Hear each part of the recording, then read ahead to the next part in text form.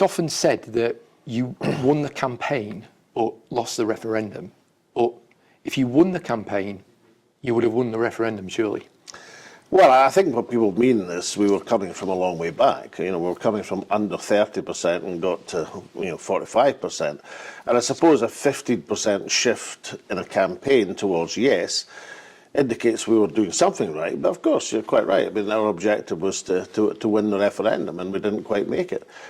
Interesting looking back, last 10 years, is there a single person in Scotland has enjoyed the last 10 years? Constant pressure on living standards. I think above all, a sort of dearth of hope in the country. And one thing the referendum did give was hope, expectations, people looking forward, a great wave of optimism, which explained the rise in yes support. But of course, I would have loved to have won the campaign and the referendum. Indeed, it wasn't quite enough. So what was the biggest mistake the yes campaign made? Was it the currency union? No, I mean, that has been way overblown. For example, the real momentum behind the yes campaign was in late August and early September. And that's what really lifted the campaign. Probably after the second BBC debate, the grassroots campaign was flowering. The publication, the Wee Blue Book, had a huge effect. And the decision of the yes campaign to feature the National Health Service as a major breakthrough issue, the danger of privatisation, that had real impact as well. But that's what was gaining the ground. I suspect we got to the front and then lost the lead. And I think if we had to look at anything very closely, it's how we responded to the vow, the Free Amigos coming up to Scotland, the regrouping of the establishment in the last week. I think perhaps we concentrated too much on rousing the grassroots and perhaps not enough on television set pieces in terms of staged things for broadcast in the last week of the campaign. But listen, if we'd fought the perfect campaign, we might just have done it. That's possible. But I just suppose any campaign is ever perfect. And one thing that did happen in the referendum, of course, is the losers of the referendum came out as the political winners, and the winners of the referendum came out as the political losers. Going back to the campaign, what was the worst point of it for you personally?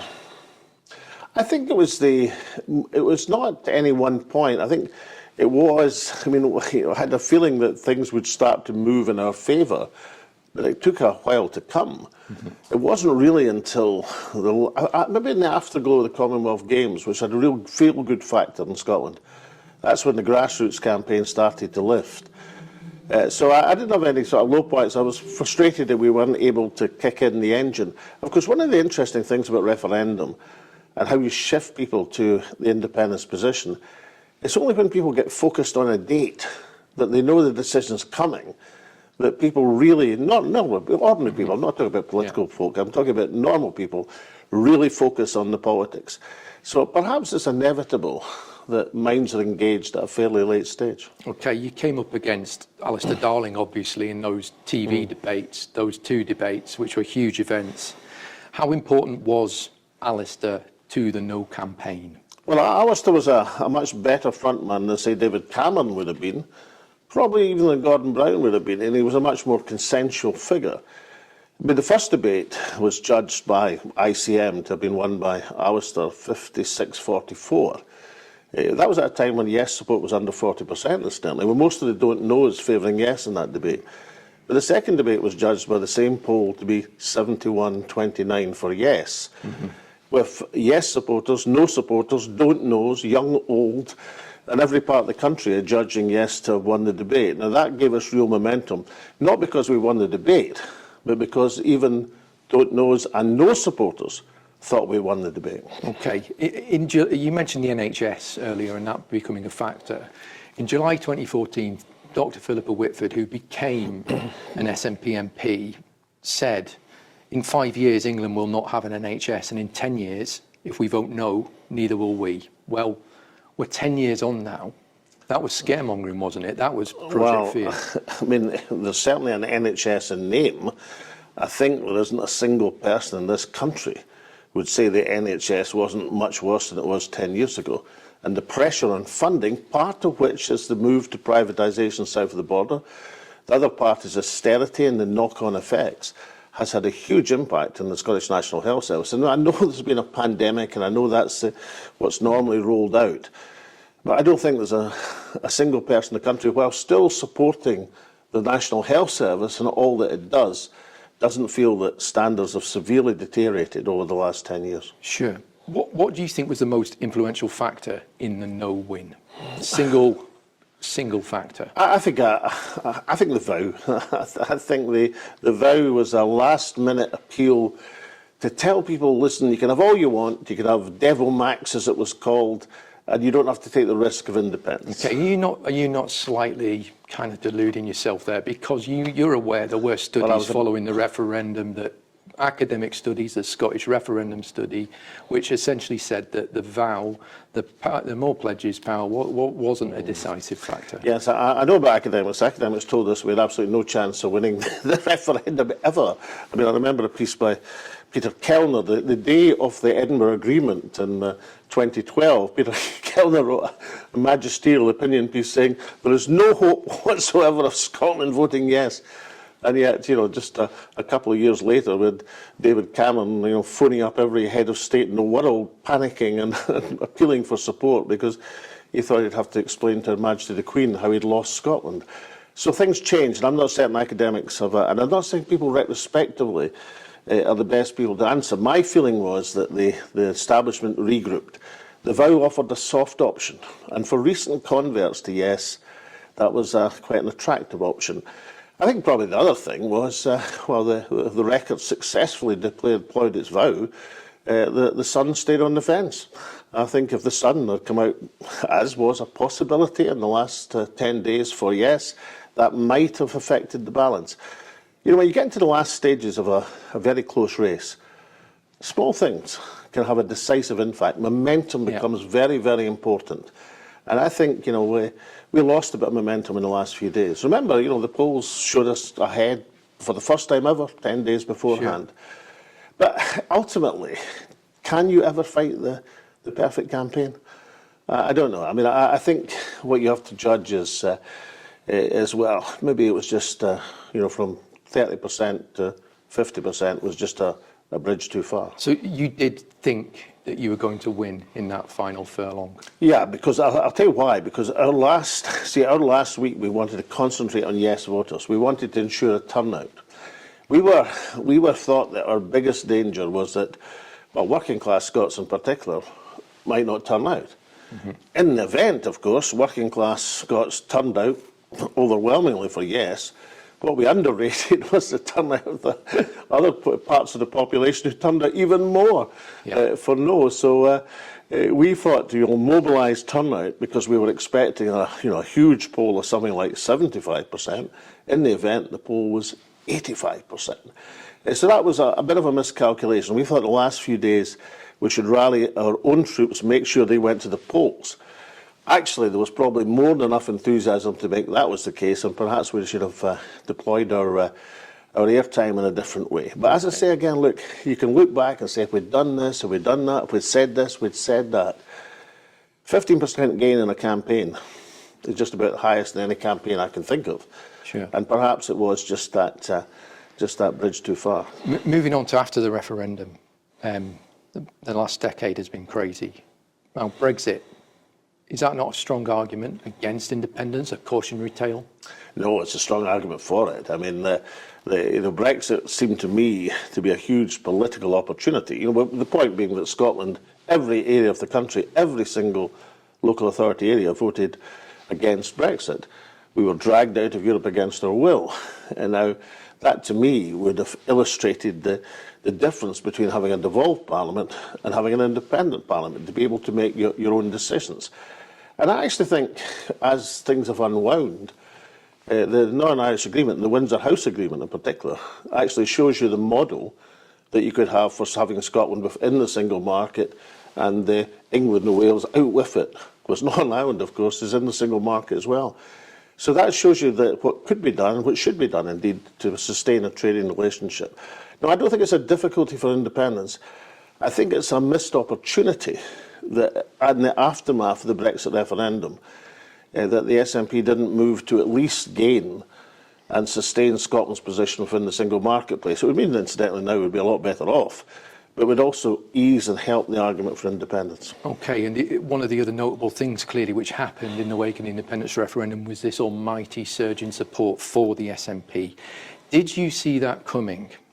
Oh, yeah. I mean, I thought one of the reasons, I stood down was because if you took responsibility, I mean, the psyche of Scotland, Scotland loves somebody being done down. It put me in the position of the person who'd been done down by the establishment, by the press, by the BBC, by whoever. I wasn't under any pressure to resign, but by taking responsibility, it cleared the field for the SNP. And this was a quick thing, remember. I mean, when I stood down as First Minister in November 2014, Yes was back in the lead. The SNP were at 55% for Westminster in polling in Moray. And I think my own personal ratings were plus 47%. So, it gave those who lost the referendum emerged very quickly as the political winners. Now, whether you call that buyer's regret or whether you call people thinking what might have been, I think the important thing is it's not just a matter of a few weeks in a reaction now. It's a matter of being able to judge over 10 years. Yeah. And I return to my point that I don't think there's many folk in Scotland would say that we've had a good 10 years. Do you regret resigning? Do you regret resigning in light of all this? Yeah. How long would you have stayed on? Well, that would be up to the people. I mean, I thought on September the 19th, 2014, the heavy lifting had been done.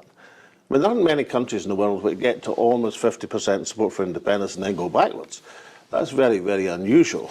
And I thought opportunities, I mean, it's difficult to say when exactly. I mean, I didn't know then there was going to be Brexit, for example.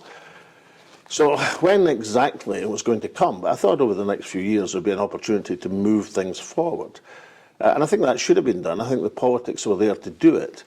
And I think there were a number of missed opportunities. So did Nicola Sturgeon wreck it?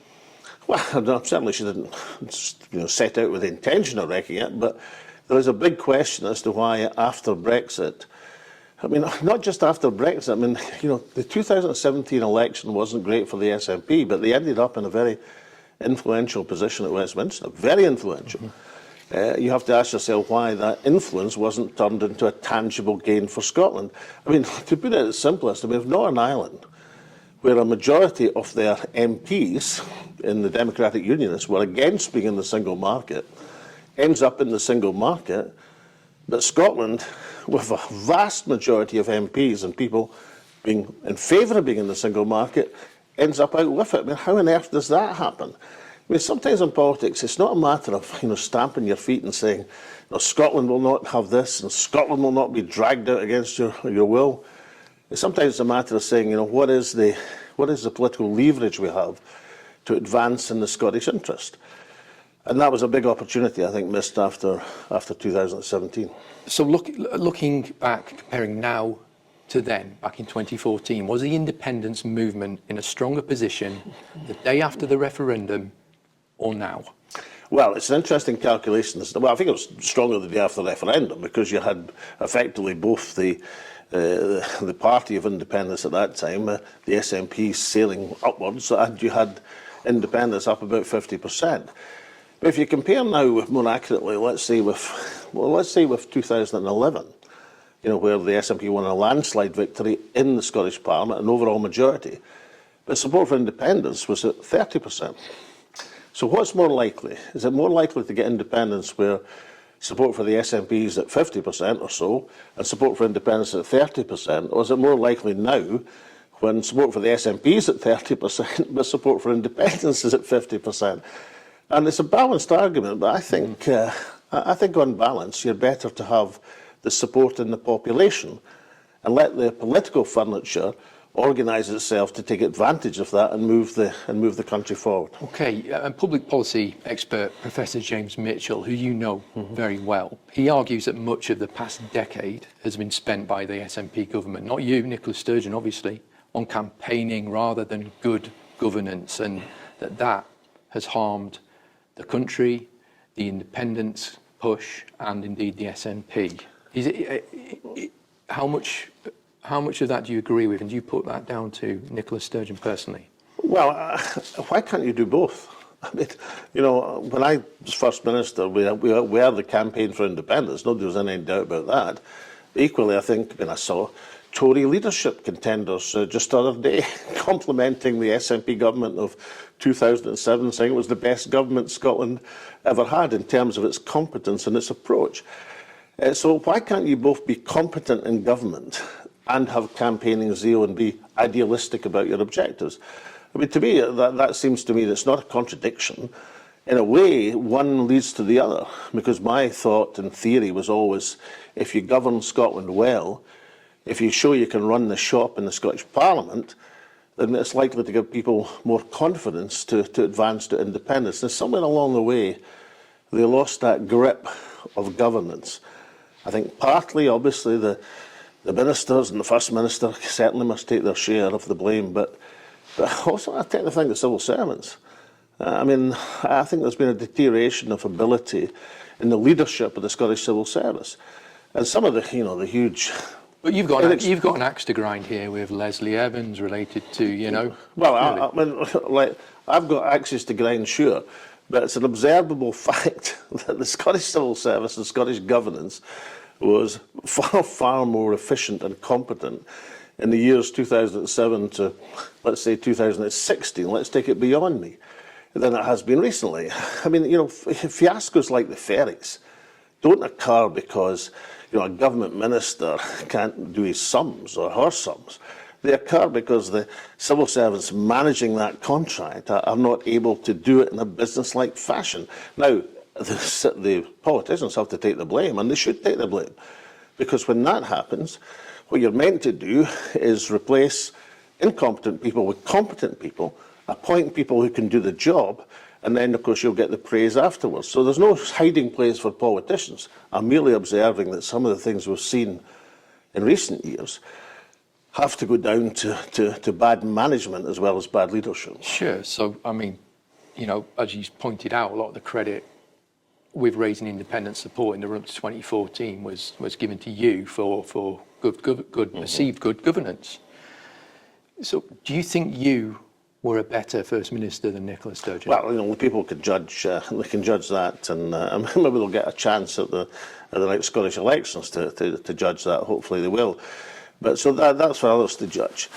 What I would say is, there's no doubt that the track record of the Scottish government was part of the reason for the increased support for independence, and there's equally no doubt now that the recent track record of the Scottish government is undermining confidence in Scotland's ability to govern itself, and that has to be put right. Now, the new First Minister says he's going to put it right.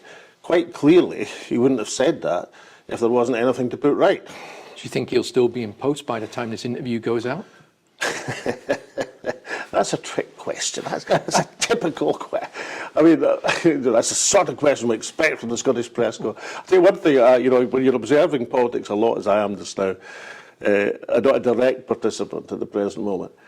You know, you have to laugh when the people jump up and down and say, you know, it's all the press and this, that, and the right thing, as if somehow the press were any different back in 2007.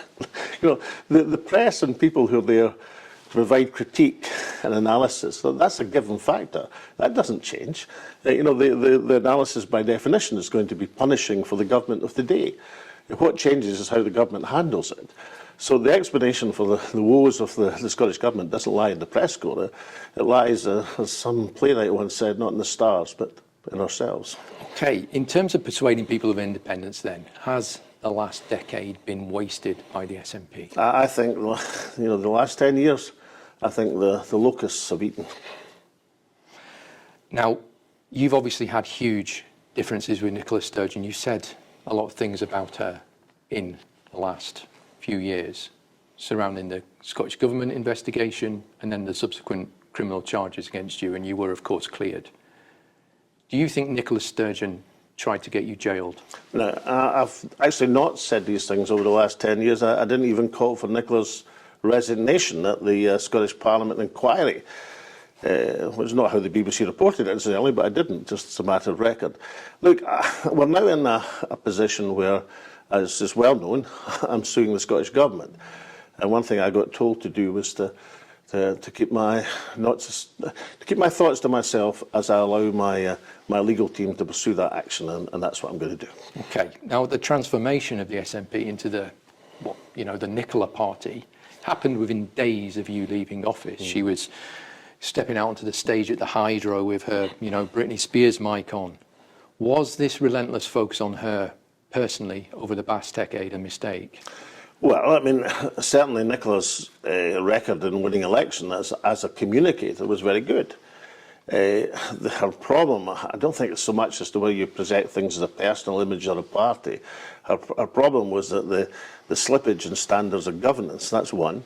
And secondly was, for reasons that I find totally inexplicable, the pursuit of issues which, like self-identification, which even if you believed they were the most important issue in God's earth, you would have said, well, if we do this, we'll split the country as we're trying to unite it to go to independence. So why on earth would you go headlong into an issue like that when you're meant to be pursuing an independence campaign? That's why I smile when people say, they were too busy campaigning for independence. I think, particularly over the last 5 years, the independence campaign from the Scottish Government has been difficult to define.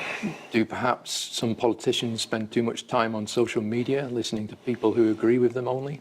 I think, no, I mean, the social media is like the other media. I mean, politicians should have the restraint and the common sense not to be influenced or to be influenced by whatever media is available. I don't think there's a refuge for politicians in either the social media or the mainstream media. I think, politicians have to look to their own abilities and talents.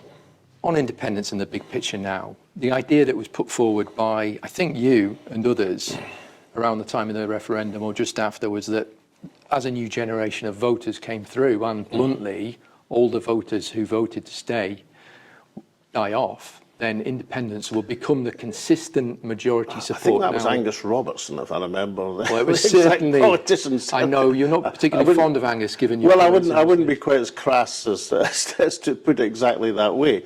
I mean, certainly the SNP and independence have benefited from, let's call it, a generational effect. But they haven't, have they? Because the polls are still the same. I was going to perhaps help you. Therefore, you would have expected, even on that effect, the polls to have moved upwards since 2014. And basically, it's 50-50. I mean, one poll shows that, the next poll shows the next thing. That's a bit up from the result of 2014, but not significantly so. And the other factor, yes, I know it's arguable, but I would have said that certainly in the immediate aftermath of the Brexit referendum, you would have expected a group of people who were passionately pro-European, who'd been sceptical about independence, saying, well, at the end of the day, if that's the way to stay European, I think we'll back independence. Now, of course, I think the national movement has to find a position of consensus on that issue. And that, to me, certainly to ALPA, is the European Free Trade Association, which gets you the economic benefits of Europe, but doesn't have some of the political ramifications.